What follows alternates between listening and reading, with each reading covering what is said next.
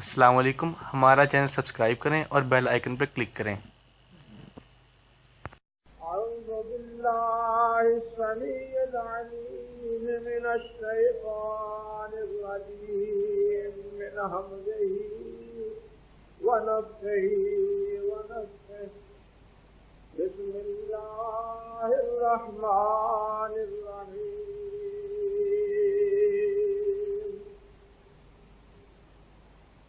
وجاءت سکرۃ الموت بالحق ذلك ما كنت منه تحيد ونفخ في الصور ذلك يوم الوعيد وجاءت كل نفس معها سائق وشهيد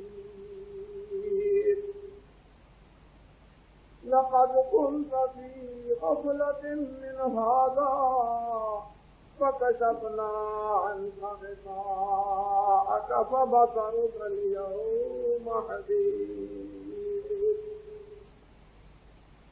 وقال قرينه هذا ما لدي عتيد القيا في جهنم كل كفار عنيد مناع للخير معتد مريب الذي جعل مع الله إلها آخر فألقياه في العذاب الشديد سبحان ربك رب العزة عما يصفون وسلام على المرسلين والحمد لله رب العالمين۔ محترم و معزز سامعین حضرات،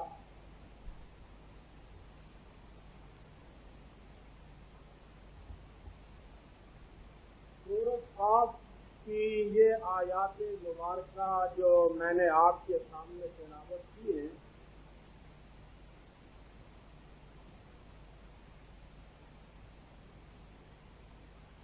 ان آیات کریمہ سے پہلے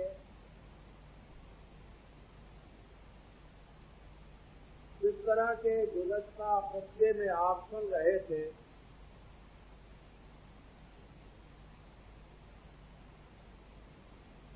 منکرین اور کافر ان کے اس اعتراض کا جواب تھا کہ جب ہم مر جائیں گے، ریزہ ریزہ ہو جائیں گے، مٹی میں مل جائیں گے، ہمارے اعضاء بکھر جائیں گے، تو ہمیں کس طرح اکٹھا کیا جائے گا، کس طرح قیامت کے دن جمع کیا جائے گا؟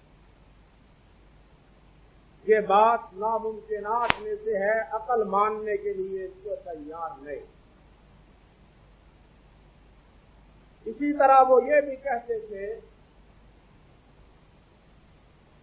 کہ زندگی بھر کے تمام اعمال اور تمام اقوال، ہماری خلوت اور ہماری جلوت کی باتیں، وہ تمام تر کس طرح اور کیوں کر محفوظ رہیں گی اتنی دیر تک، اور ہمارے اقوال، ہماری باتیں، ہمارے افعال قیامت کے دن ہمارے سامنے کس طرح پیش ہوں گے؟ یہ تھا ان کا اشکال قیامت کے حوالے سے، جس کا جواب اللہ سبحانہ و تعالی نے یہ فرمایا کہ تمہیں کیا میری قدرت کاملہ پہ یقین نہیں؟ میں تو وہ ہوں کہ جو تمہارے دل کی خطروں سے بھی واقف، دل کے خطے اور دل کی دھڑکن، تمہارے دل کے وساوس اور دل کے خطرات، دل میں جو تاثرات ابھرتے ہیں میں تو ان سے بھی واقف ہوں ظاہری اعمال تو کجا رہے، بلکہ میں تمہاری پھڑکتی ہوئی شہرت سے بھی قریب ہوں۔ میرا علم اور میری قدرت تمہاری ایک ایک رگ اور ایک ایک ریشے کو محیط، اور کوئی چیز بھی تمہاری میری قدرت کاملہ سے خارج نہیں، بلکہ میں نے تو اپنے 2 فرشتے تمہارے لیے مقرر کر رکھے ہیں، ایک دائیں بیٹھا ہے ایک بائیں بیٹھا ہے، اور وہ تمام تمہاری زندگی کا ریکارڈ جمع کر رہے ہیں، لکھ رہے ہیں۔ اذ يتلقى المتلقيان عن اليمين وعن الشمال قعيد ما يلفظ من قول الا لديه رقيب عتيد۔ جو بھی بات زبان سے نکلتی ہے، جو بھی قول تم بولتے ہو، بات بولتے ہو، کہتے ہو، اور جو عمل بھی کرتے ہو، نیک کرتے ہو تو دایاں لکھنے والا ہے، برا کرتے ہو تو بایاں لکھنے والا موجود۔ ہمارے علم میں تو یہ سب چیزیں موجود ہیں، ہم تو جانتے ہیں، لیکن اس کے ساتھ ساتھ 2 پہرے دار بھی میں نے تمہارے یمین و یسار بٹھا رکھے، وہ تمہاری ہر حرکت نوٹ کر رہے ہیں، تمہارا تمام ریکارڈ جمع کر رہے ہیں، اور قیامت کے دن یہی ریکارڈ تم اپنی آنکھوں سے اپنے سامنے پاؤ، جس طرح کہ اللہ سبحانہ و تعالی نے فرمایا ہے فَمَن يَعْمَلْ مِثْقَالَ ذَرَّةٍ خَيْرًا يَرَهُ وَمَن يَعْمَلْ مِثْقَالَ ذَرَّةٍ خَيْرًا يَرَهُ وَمَن يَعْمَلْ مِثْقَالَ ذَرَّةٍ شَرًّا يَرَهُ، کہ جو آدمی ایک ذرہ کے برابر نیکی کرے گا اس کو بھی دیکھ لے گا، ایک رائی کے برابر برائی کی ہوگی تو وہ بھی اس کے سامنے ہوگی، کوئی چیز چھپی ہوئی نہیں ہوگی۔ تم یہ کہتے ہو کہ یہ اعمال اور اقوال کا ریکارڈ کس طرح جمع ہو جائے گا؟ قیامت آنے دو، پھر تمہیں پتا چلے گا کہ رائی کے برابر بھی تمہارا عمل نیکی کا ہو یا برائی کا ہو، وہ تمہاری آنکھوں کے سامنے ہوئے گا، کوئی چیز بھی ہمارے علم سے اور ہمارے فرشتوں کی دسترس سے باہر نہیں ہے۔ جس طرح کہ اللہ سبحانہ و تعالی نے فرمایا کہ یہی نامہ اعمال، یہ جو فرشتے بائیں دائیں بیٹھے ہوئے لکھ رہے ہیں، یہی قیامت کے دن کل انسان الزمناہ طائرہ فی عنقہ ونخرج لہ یوم القیامت کتابا یلقاہ منشورا اقرأ کتابک کفی بنفسک اليوم علیک حسیبا۔ اللہ ذوالجلال فرماتے ہیں کہ قیامت کے دن یہی نامہ اعمال تمہارے گلے میں لٹکا دیا جائے گا۔ اللہ اکبر، گلے میں لٹکا دیا جائے گا۔ نخرج لہ یوم القیامت کتابا یلقاہ منشورا اقرأ کتابک، کہا جائے گا کہ اپنے نامہ اعمال کو پڑھ لو۔ کفی بنفسک اليوم علیک حسیبا، تم سے حساب چکانے کے لیے تمہارا نامہ اعمال ہی کافی۔ یعنی یہ جو کچھ لکھا جا رہا ہے یا جو ریکارڈ جمع کیا جا رہا ہے، یہ کتاب کی شکل میں قیامت کے دن تم اپنی آنکھوں کے سامنے پالو۔ اللہ رب العزت نے فرمایا ہے، بتلایا ہے کہ مجرم جس طرح دنیا میں یہاں جھوٹ بولتا ہے اور کہتا ہے کہ میں یہ نہیں کرتا، میں نے یہ نہیں کیا، میں ایسا کر سکتا ہوں، قیامت کے دن بھی وہ اپنے ان کرتوتوں کا اور اپنے بد عملیوں کا انکار کرے گا۔ یہ نامہ اعمال پڑھ کے کہے گا میں نے تو کیا ہی کچھ نہیں۔ رب ذوالجلال فرماتے ہیں اس کے جواب میں کہ الیوم نختم علی افواہہم وتکلمنا ایدیہم وتشہد ارجلہم بما کانوا یکسبون، کہ قیامت کے دن بس یہ زبان اس پہ ہم مہر لگا دیں گے، ختم لگا دیں گے، اس کے ہاتھ بولیں گے، اس کے پاؤں بولیں گے، اس کے اعضاء بول بول کے اس کے متعلق گواہی دیں گے کہ ہم نے کیا کچھ کیا ہے، کیا کرتے رہے۔ اس لیے قیامت کے دن تو کوئی چیز مخفی نہیں رہے گی۔ تم یہ سمجھتے ہو کہ ہماری زندگی بھر کا ریکارڈ کس طرح محفوظ ہوگا؟ وقت آنے دو، تمہیں پتہ چل جائے گا کہ تمہارے نامہ اعمال کی ایک ایک رائی اور ایک ایک ذرہ بھی تمہارے سامنے ہے اور وہ محفوظ۔ اس کے بعد اللہ ذوالجلال والاکرام فرماتے ہیں وجاءت سکرۃ الموت، یہ قیامت کا آغاز ہونے والا ہے۔ تم قیامت سے بھاگتے ہو، بلکہ اس سے پہلے موت سے بھی بھاگتے ہو، موت سے بھی بچتے ہو، لیکن تمام تر تمہاری تدبیروں اور تمام تر تمہاری کوششوں کے باوجود تم موت سے بچ نہیں پاتے۔ جب وقت مقرر آتا ہے تم موت کے منہ میں چلے جاتے ہو۔ اللہ ذوالجلال نے فرمایا کہ تمہارے نہ چاہنے کے باوجود بھی، موت کو نہ چاہنے کے باوجود بھی موت تمہارے اوپر آتی ہے۔ بالکل اسی طرح قیامت کے نہ چاہنے کے باوجود بھی قیامت آ کے رہے گی۔ جس طرح نہ چاہنے کے باوجود موت آ کے رہے گی اور ایک نہ ایک دن تم نے مرنا ہے، موت کے منہ میں جانا ہے، اسی طرح تمہارے انکار سے یہ تو نہیں کہ قیامت نہیں آئے گی، تمہارے انکار کے باوجود بھی قیامت آ کے رہے گی، جس طرح موت آ کے رہے گی اور تم آئے دن موت کو دیکھتے ہو کہ وہ آتی ہے۔ اللہ احکم الحاکمین نے فرمایا وجاءت سکرۃ الموت بالحق، کہ یہی موت کی تنگی، موت کی سکرات اور موت کی سختی یہ آئی حق کو لے کے، حق کا پیغام لے کے۔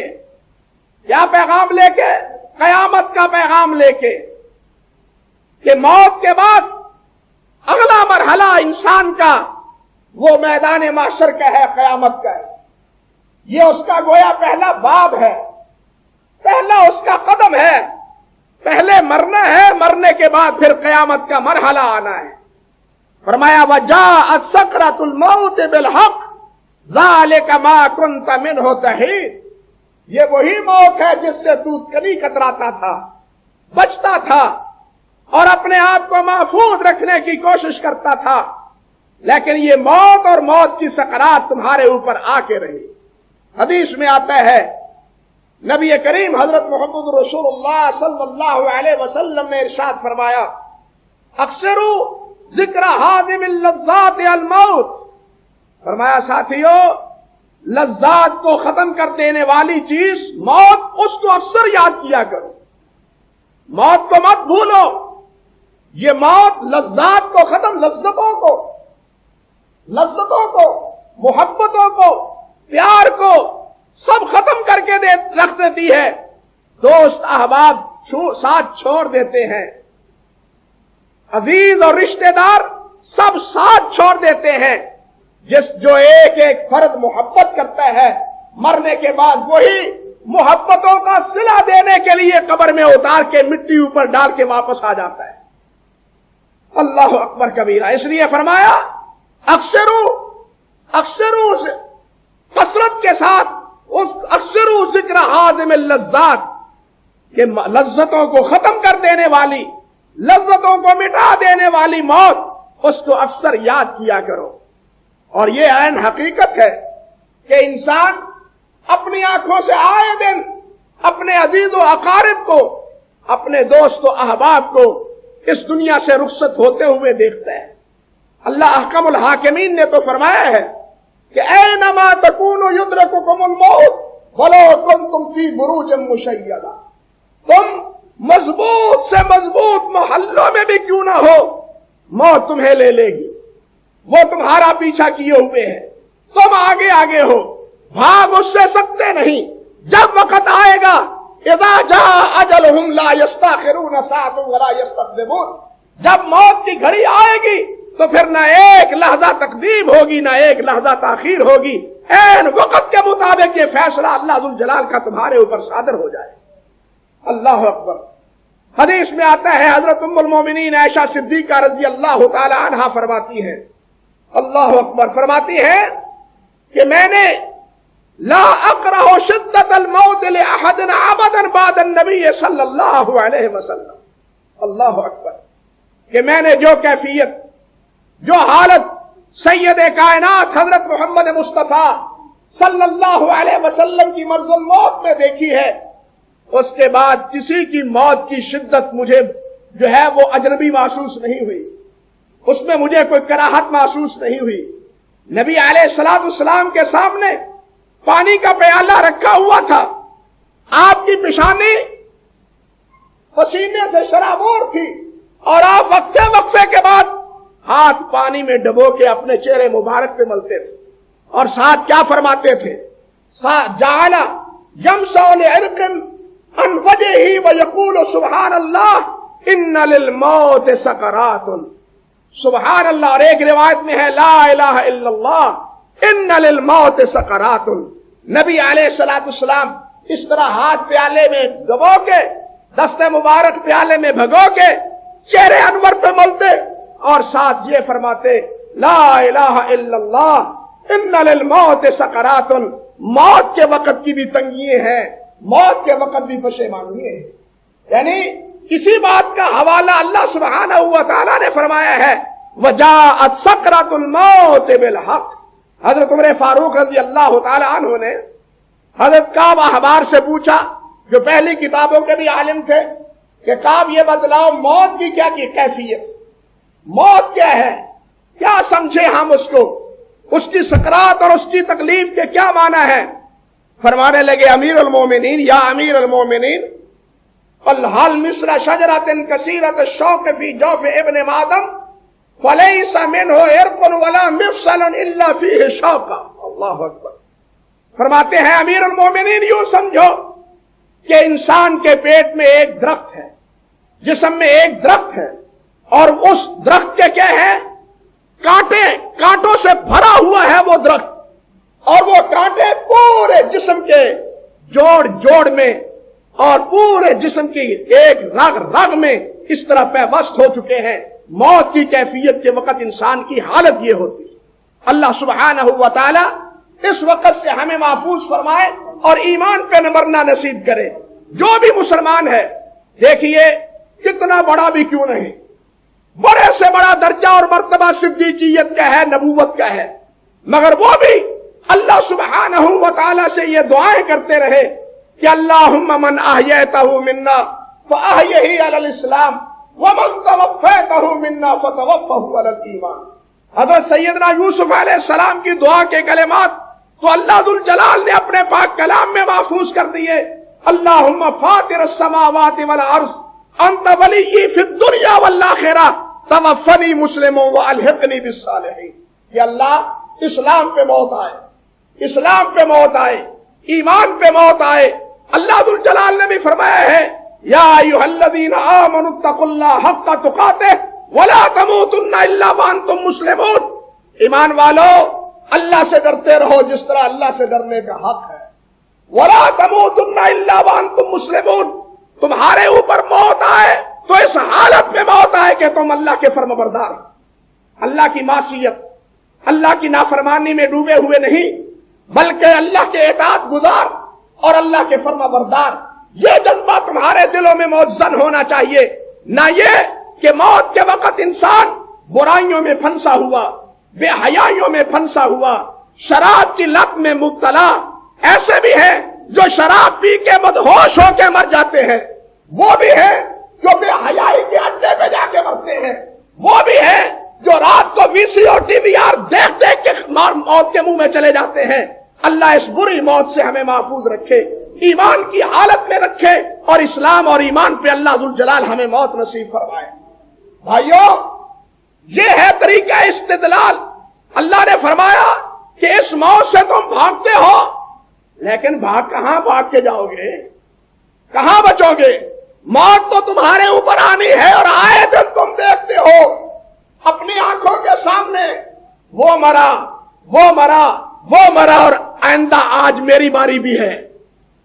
جب بچنے کے باوجود، علاج معالجے کے باوجود، تمام تدبیروں کے باوجود موت سے کوئی نہیں بچتا، اسی طرح قیامت کے انکار سے قیامت سے کوئی بچ نہیں سکے گا۔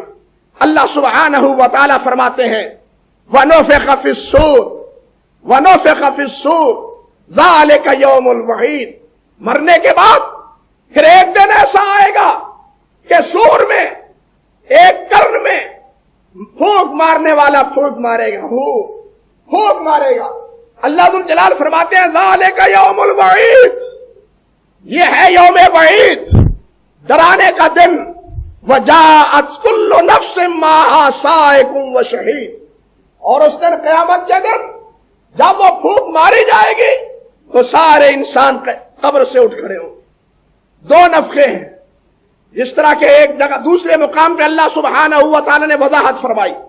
ایک جگہ اللہ ذو الجلال والاکرام فرماتے ہیں وَنُفِخَ فِي الصُّورِ فَصَعِقَ مَن فِي السَّمَاوَاتِ وَمَن فِي الْأَرْضِ إِلَّا مَا شَاءَ اللَّهُ ثُمَّ نُفِخَ فِيهِ أُخْرَى فَإِذَا هُمْ قِيَامٌ يَنظُرُونَ، فرمایا قیامت کے دن بلکہ اس سے پہلے ایک پھونک ماری جائے گی، آوازہ آئے گا، پھر کیا ہوگا؟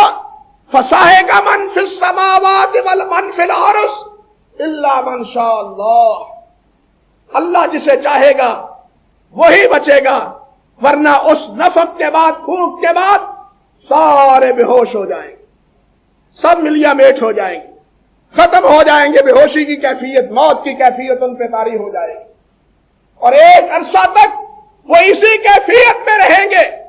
پھر اللہ ذو الجلال نے فرمایا ثم نفخ فیہ اخری، پھر دوبارہ پھونک ماری جائے گی، پھونک مارنے والا دوبارہ پھونک مارے گا۔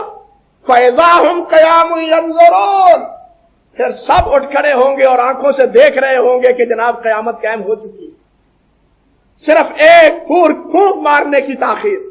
اس طرح دوسرے مقام پہ اللہ فرماتے ہیں وَنُفِخَ فِي الصُّورِ فَإِذَا هُمْ مِنَ الْأَجْدَاثِ إِلَىٰ رَبِّهِمْ يَنْسِلُونَ قَالُوا يَا وَيْلَنَا مَنْ بَعَثَنَا مِنْ مَرْقَدِنَا هَٰذَا مَا وَعَدَ الرَّحْمَٰنُ وَصَدَقَ الْمُرْسَلُونَ إِنْ كَانَتْ إِلَّا صَيْحَةً وَاحِدَةً فَإِذَا هُمْ جَمِيعٌ لَدَيْنَا مُحْضَرُونَ، فرمایا وَنُفِخَ فِي الصُّورِ، سور میں پھونک ماری جائے گی۔